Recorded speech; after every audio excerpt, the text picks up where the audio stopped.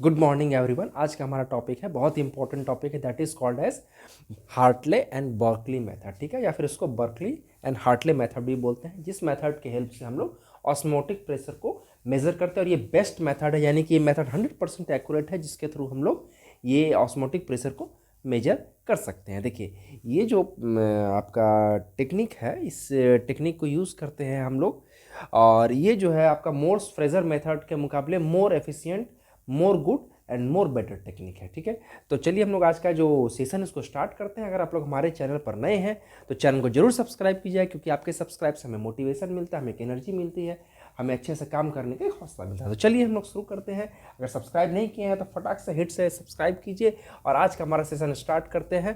That is Berkeley and Hartley method, that is used for the measurement of osmotic pressure, and it is the best method for this osmotic pressure measurement. देखिए, इसमें सबसे पहले मैं इस video में सबसे पहले मैं ये एपरेटस को समझा देता हूँ, और इसका जो प्रोसीजर है उसको मैं समझा देता हूँ। तो देखिए, ये एक्चुअली क्या है कि ये एक हमारा जो है एपरेटस है। ठीक है, इस एपरेटस को हम लोग बर्कली एंड हार्टले एपरेटस भी कहते हैं। इस एपरेटस में क्या है कि ये 2-3 पार्ट्स को असेंबल करके कंप्लीट एपरेटस को बनाया गया है। सबसे पहले जो ये वाला पार्ट आप देख रहे हैं, ये बॉक्स, ये छोटा सा जो बॉक्स है, ये एक ट्यूब है। ट्यूब जिसको कि हमने यहाँ पर नाम दिया है ट्यूब टी। इस ट्यूब के अंदर कॉपर फेरोसाइनाइड को अंदर में जो है पूरा जमा करके यहाँ पर इस मतलब कॉपर फेरोसाइनाइड का यहाँ पर सेमी परमिएबल मेम्ब्रेन तैयार किया गया है। ठीक है, उसके बाद इस ट्यूब को, ये बड़े वाले कंटेनर जो है, इसको हम लोग जो है मेटालिक जैकेट बोलते हैं, जिसको हमने जे नाम दिया। इस ट्यूब के अंदर, इस ट्यूब को इस मेटालिक जैकेट के अंदर फिट किया गया है, जिस फिटिंग में एक साइड में हमारा रिजर्वायर है जो कि कनेक्टेड है, और अदर साइड में एक कैपिलरी ट्यूब कनेक्टेड है। ओके, तो ये जो रिजर्वायर है, रिजर्वायर मतलब एक बहुत बड़ा सा एक मतलब सप्लाई सोर्स है, जिस सोर्स के थ्रू सॉल्वेंट का सप्लाई होगा।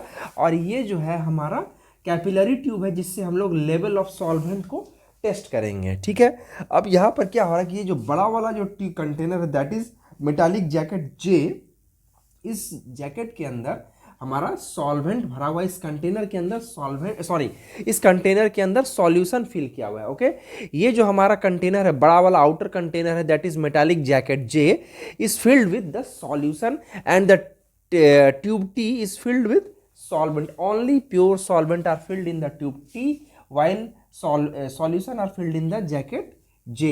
और ये रिजर्वायर है, यहाँ से हमारा कंटिन्यूअस जो है सप्लाई को किया जा सकता है। और ये जो पॉइंट है, ये टैपिंग की है, जिसके थ्रू हम लोग सप्लाई को रोक सकते हैं या फिर कंटिन्यू कर सकते हैं।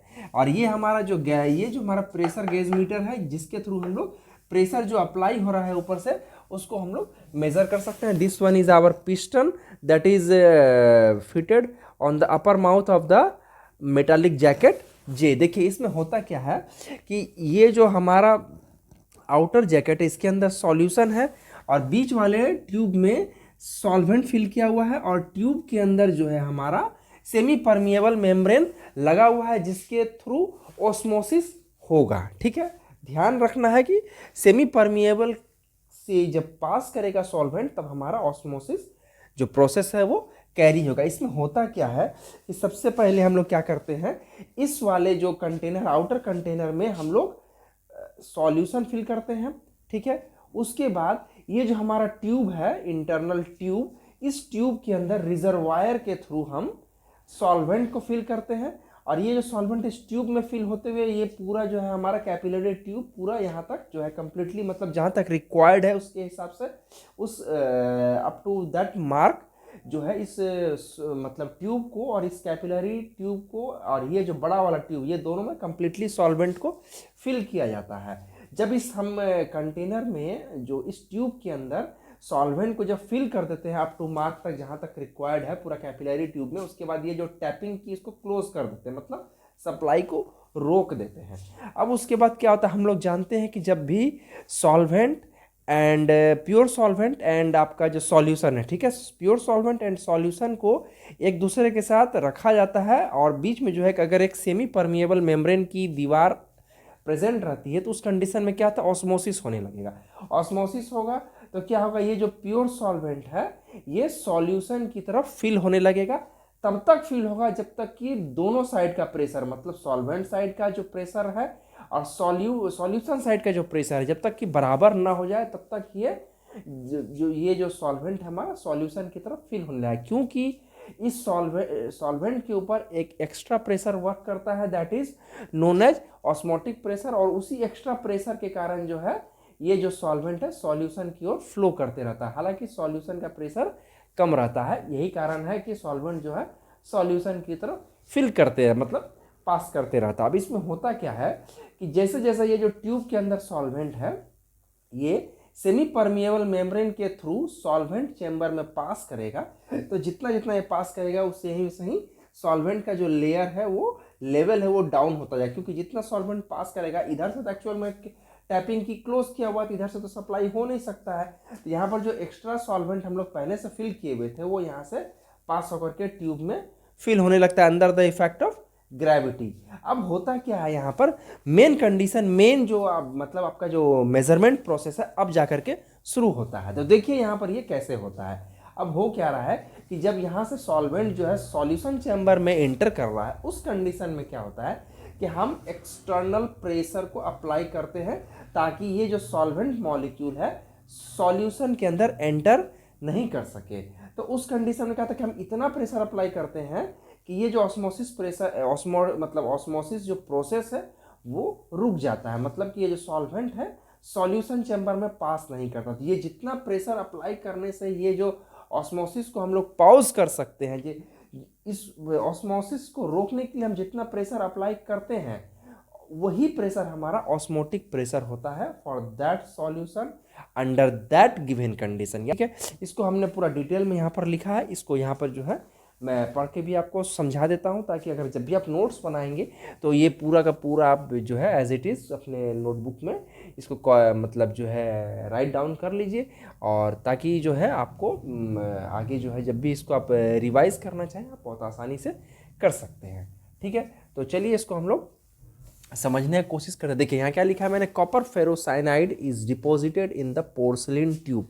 ये जो आपका इनर ट्यूब है ये पोर्सलिन का बना हुआ है। ठीक है, इसी ट्यूब के अंदर कॉपर फेरोसाइनाइड को डिपॉजिट करवा करके सेमी परमिएबल मेम्ब्रेन बनाया जाता है। क्योंकि कॉपर फेरोसाइनाइड जब डिपॉजिट किया जाता है तो एक सेमी परमिएबल मेम्ब्रेन का फॉर्मेशन करता है। ठीक है, पोर्सलिन ट्यूब टी मैंने नाम ऑलरेडी दिया हुआ है, which act as a semi permeable membrane, जिसको कि शॉर्ट में एसपीएम लिखते हैं, and is enclosed in the metallic jacket, J जो आउटर जैकेट है उसके अंदर उसको इनक्लोज किया जाता है। And then after the porcelain tube is further fitted with the reservoir of pure solvent. जैसा कि मैंने पहले ही बताया है कि प्योर सॉल्वेंट का जो रिजर्वायर है उसको इस ट्यूब के साथ कनेक्ट किया जाता है at one end, and the other end it is connected with the capillary tube. ठीक है, and the other end it is fitted with the capillary tube, जिसको कि हमने ए नाम दिया है, ए पॉइंट किया है। ठीक है, एट द अदर एंड। ठीक है, then after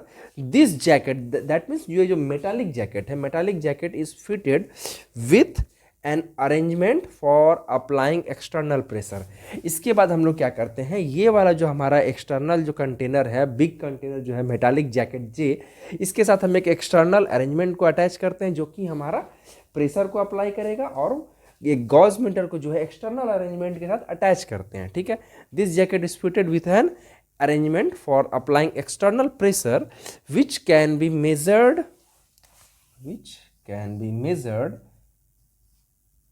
bye pressure gauge G. ठीक है, प्रेशर गॉज जिसको कि जी से हमने डिनोट किया है, जिसके मदद से हम लोग मेजर कर सकते हैं। प्रोसीजर क्या है देखिए यहाँ पर, मतलब ये तो हो गया हमारा एक्सपेरिमेंटल सेटअप। अब आते हैं प्रोसीजर पे। तो यहाँ पर जो है tube T is filled with the solvent. ये जो हमारा ट्यूब टी है इसको और पूरा का पूरा कैपिलरी ट्यूब के साथ इसको सॉल्वेंट के साथ फिल किया जाता है with the help of reservoir. Okay, then after outer jacket with solution, tube T is filled with the solvent and outer jacket J with the solution. Then after क्या होता है, then osmosis will start and solvent from the capillary will start moving into the solution. ये जो capillary के through जो जितना भी tube से एंटर कर रहा है उतना का उतना सॉल्वेंट हमारा एंटर कर रहा है ट्यूब में, और ये जो है हमारा प्रोसेस स्टार्ट हो जाता है। देन आफ्टर क्या कहता है कि from the capillary then osmosis will start and solvent from the capillary will start moving into the solution kept in the jacket. Then after, the level of the solvent in the capillary tube A will start moving down. ठीक है, जैसा कि मैंने अभी बताया कि जैसे जैसे ये सॉल्वेंट एंटर कर रहा है level of capillary will moving down. Then after external pressure is now applied on the solution, okay, through piston P, so that the level in the capillary tube remain stationary. उसके कारण क्या होता है कि level जो होता है वो कैपिलरी ट्यूब का स्टेशनरी हो जाता है. देन आफ्टर क्या है, the applied pressure is recorded in the pressure gauge and is the osmotic pressure of solution. ठीक है, तो जो हमारा प्रेशर रिकॉर्ड होता है गेज मीटर में वही एक्चुअल में हमारा इस सॉल्यूशन का ऑस्मोटिक प्रेशर है. ठीक है, अब इसका कुछ एडवांटेज है. एडवांटेज क्या है, this methods are quick and accurate. ठीक है, क्विक एंड एक्यूरेट. और सेकंड क्या है, concentration of the solution is not changed because the entry of solvent is not permitted in the solution. That's why results that is obtained from this method are perfectly accurate. And the third one क्या है कि जो हमारा semi permeable membrane इसमें लगा हुआ है वो डैमेज नहीं होता है. तो हम लोग कह सकते हैं कि semi permeable the osmotic pressure applied by the solvent, और या फिर ऐसे नहीं कह सकते हैं, इसको हम लोग ऐसे कह सकते हैं कि ऑस्मोटिक प्रेशर इज बैलेंस्ड, या फिर osmotic pressure is balanced by the external pressure so that there is no